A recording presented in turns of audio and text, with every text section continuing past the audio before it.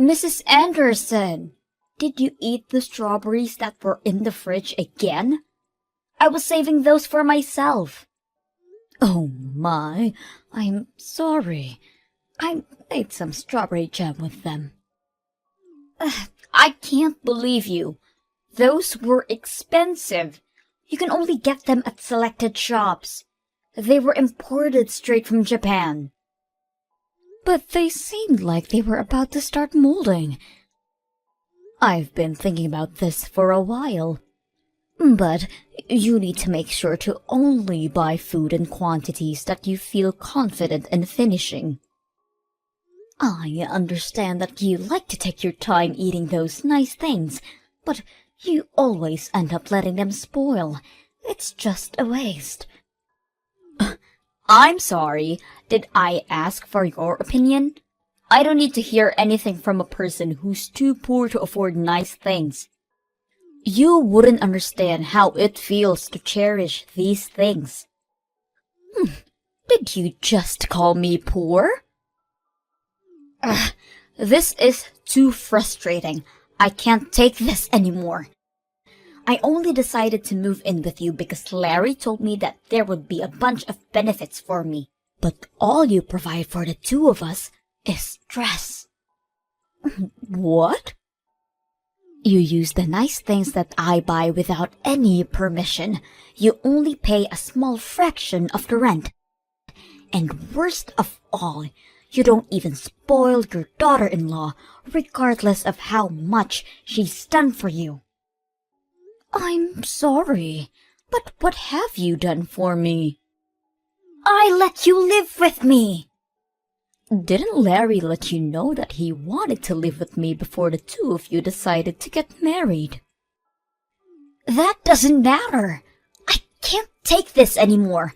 I've decided that I'm going to stop acting like the nice little housewife that I always try to be. I'm going to stop myself being such a sweet soul to you, and I'm taking better care of myself. Have you ever really been kind to me? You call yourself a housewife and try to look nice in front of Larry. But we both know that the truth is that I always do the housework, while you lie down on the couch, scrolling on your phone. Shut your mouth, you peasant! Don't you dare speak to me like that! You need to keep in mind that the only reason that you have a place to live is because my husband and I are kind enough to provide for you.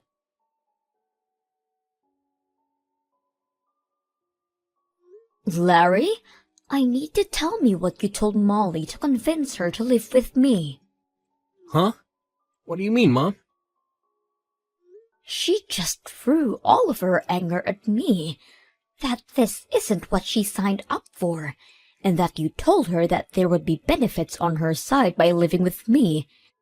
She even went as far to call me a peasant, and that I should be ashamed of not being able to spoil her.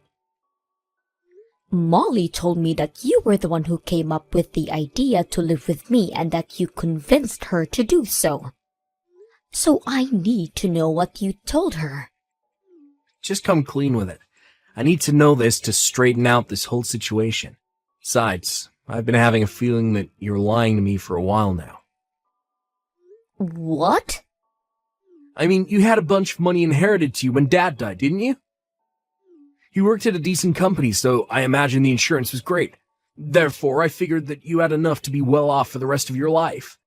Maybe even better than well off. So I told Molly that you would support us a pretty good amount per month if we let you stay over at our place. So we had a discussion and decided that it would be best to rent the money that we need for now and have you support us to pay it back.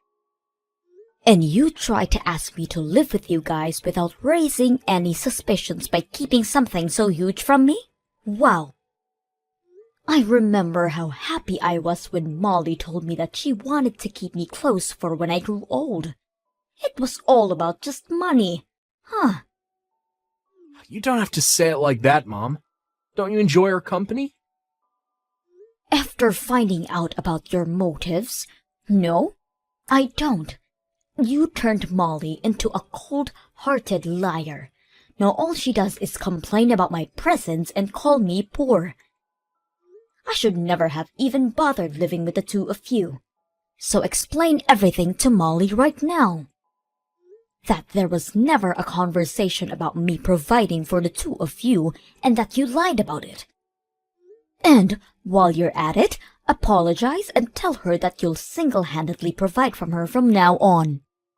What? How did our conversation end up in that direction?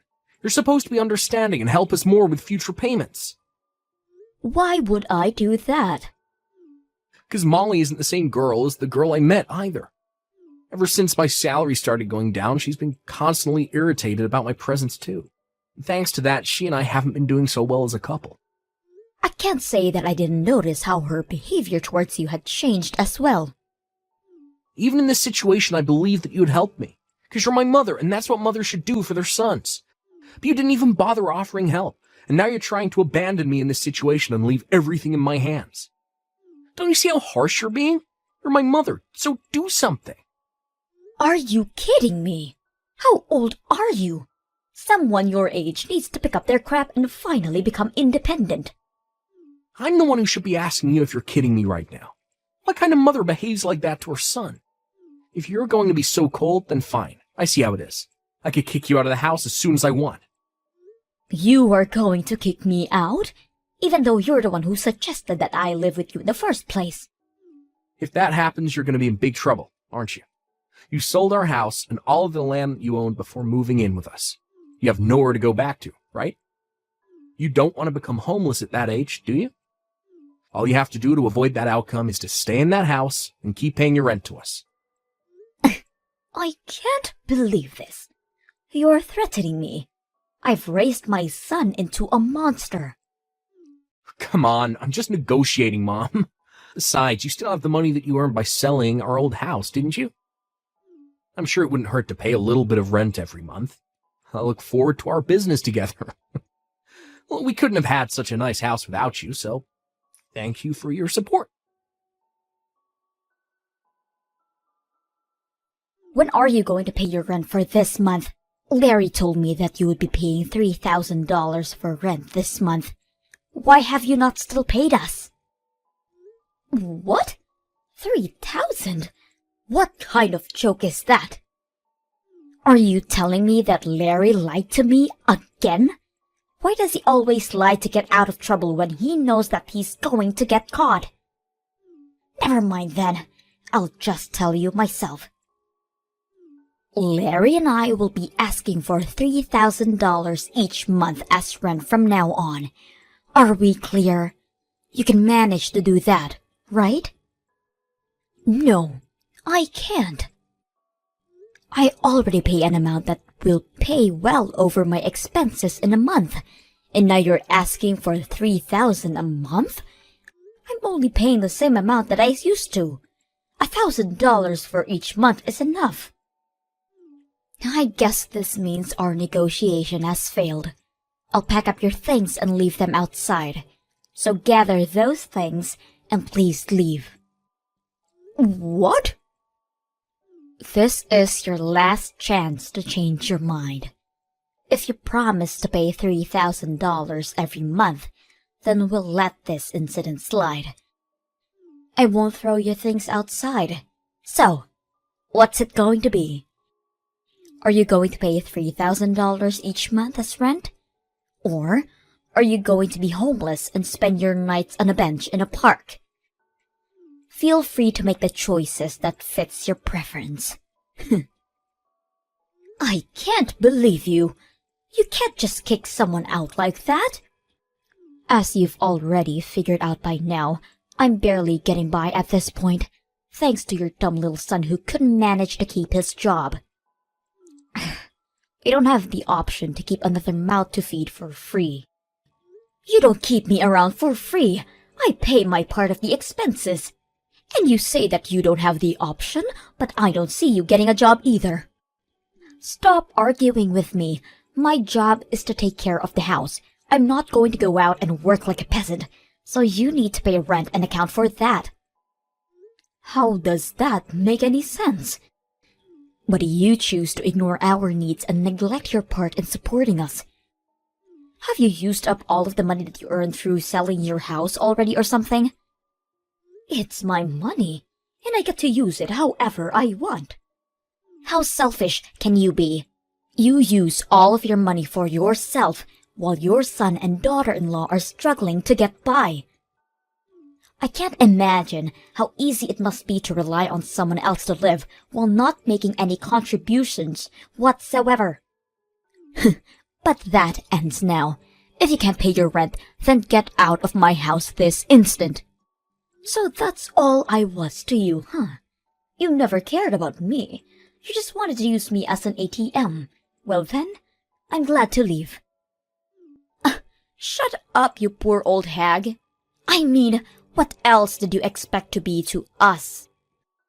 The only good that you do is pay us, so I think it's fair that we only see you as an ATM. You're not worth the space in our house. You need to leave and never show up ever again. There's literally no point in letting you live with us, you parasite. I guess I'll move into the luxury nursery home with a built-in country club in the town next door. Seriously? I guess he got his habit of lying from you. I'm being serious. And where on earth do you think you're going to get the money for that? I have every single cent that I need to afford it. I currently have $2 million worth of assets. So you can probably do the math that I have enough to spend a lifetime in a nice place like that. 2 million? How? I think I'll get going now. I promised my friend that we would go have some tea together, so I'll go do that. As a matter of fact, I'll stay at a friend's house for the night, so please leave my things at your front door. I'll be moving into my dream environment after that, so you won't have to see me ever again. I can't tell if you're joking. You're kidding about the $2 million, right? Even if your husband passed away and left an inheritance, $2 million is unrealistic. Oh, it's not my husband's. I made it myself when I was younger. What? Yes, I bought some real estate with the money that my husband left behind, so I have $5 million if you include that. I hit the jackpot with the apartment I bought and started renting out. You have $5 million? How? Because I plan ahead and save up money before I make financial decisions, unlike your dumb little husband. The whole situation doesn't make any sense. Even your son hasn't told me anything about money like that. I'm sure he'd be aware if you had the assets like that. I've actually never mentioned it to him before. I sold the company that I was running at the time as soon as he was born. So, you sold your company? You're trying to tell me that you were a business owner? Yes, that's exactly what I'm trying to tell you. I was a big risk-taker when I was younger. I started lots of businesses, and most of them failed, but one of them really took off, and it expanded to a pretty good scale. I can't believe this. I married my husband right after that, though. So, I ended up selling the company for a pretty good time. I found it more important to marry and devote myself to the love of my life. Therefore, I sacrificed the potential of becoming a billionaire to pursue it. How could you sell your company for a reason like that?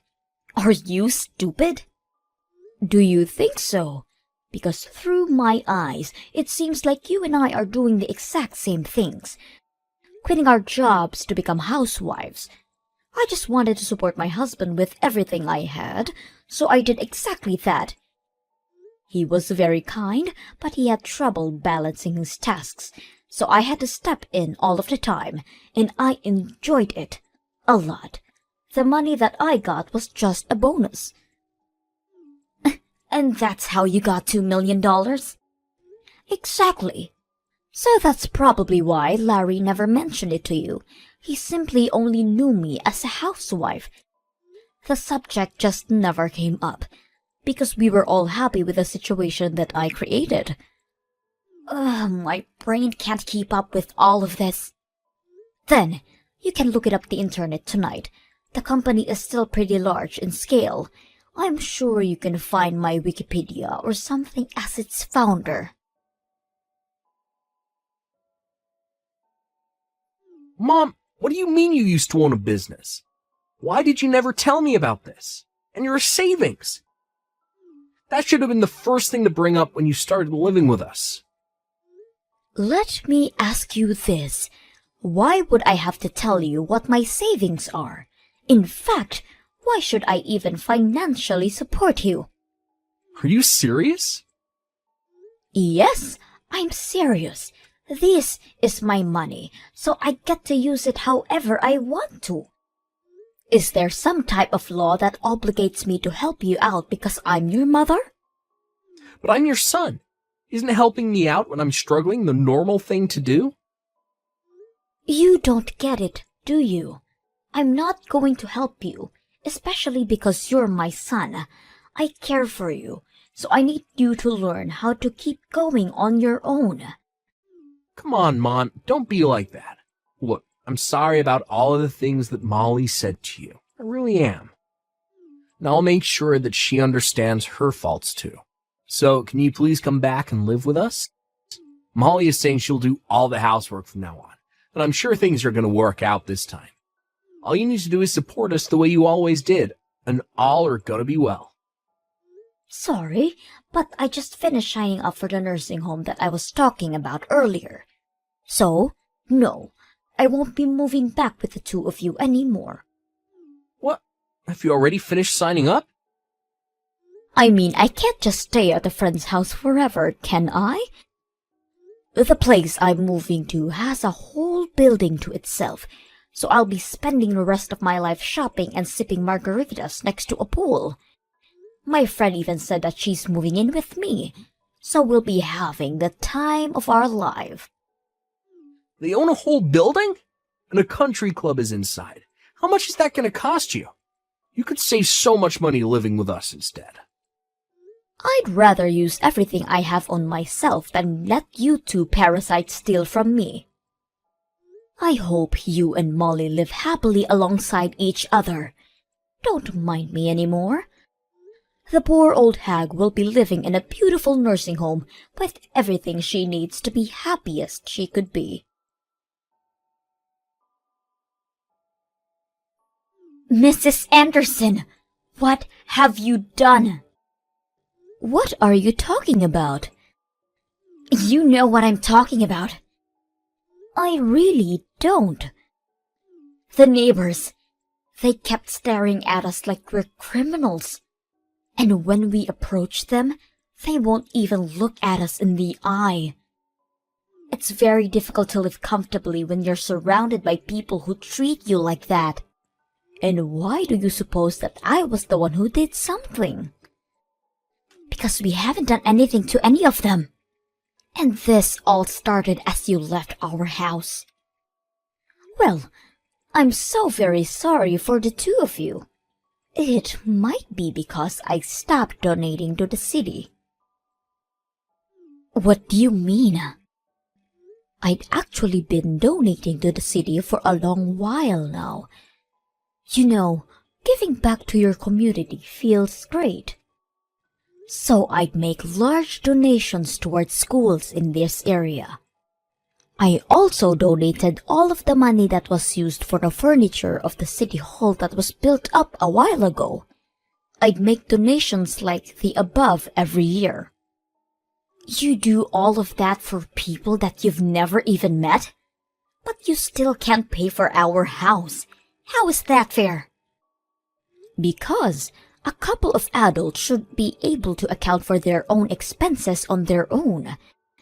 I lived in that city, and the responsibility was partially mine. So even though I'm not strong enough to participate in volunteer activities, I contribute by using my wealth for the good. But now that I've left that town, I've stopped making those donations. It's not my responsibility anymore. What are we supposed to do now? Everyone knows that the two of us were the reason that you had to leave. So everyone in the city thinks of us as nuisances now? I mean, there aren't many people who are capable of making donations that scale every year. So I guess there won't be anyone to replace me. But it's none of my business anymore, and I have to go easy on spending to keep living in this environment. So all I can say is good luck. What do you mean, good luck? How are we going to keep living here if every single person hates us? Please, come back to town.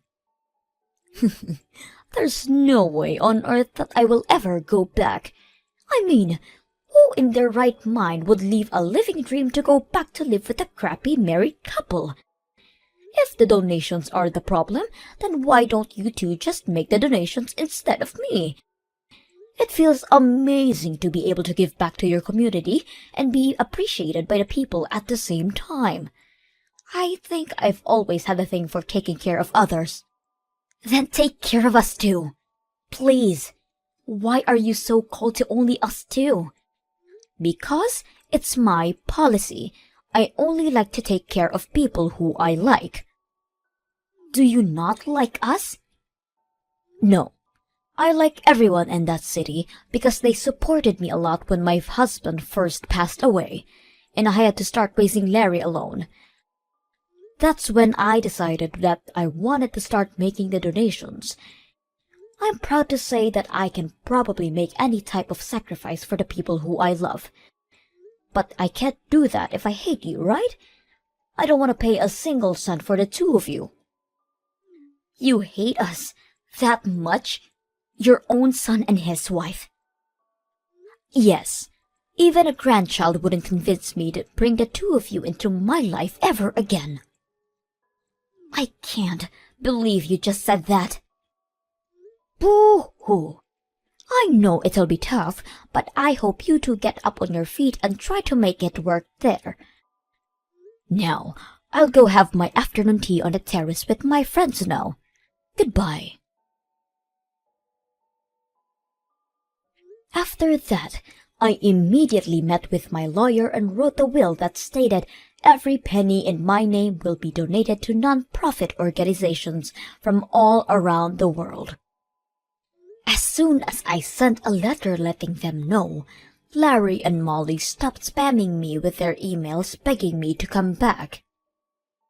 It seems that they're finally going to start working hard and taking initiatives in their own lives.